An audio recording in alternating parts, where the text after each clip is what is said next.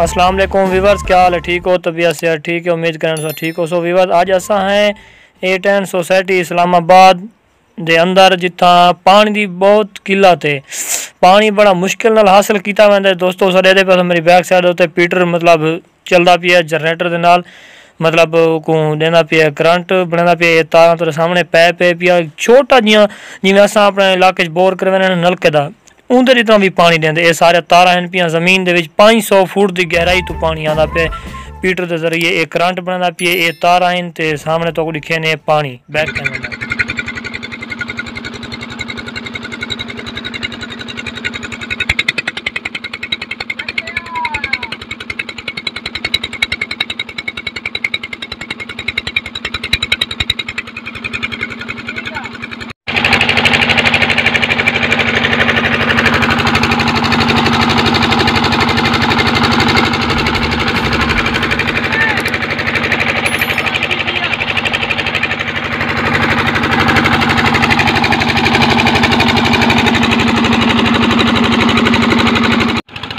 इधर देखो दोस्तों, ये मतलब बहुत ही कम पानी आता पे, पीटर ही चलता पिया, इतना करंट बनता पिया, लेकिन 500 फुट की गहराई तो इतना पानी छिकना पिया।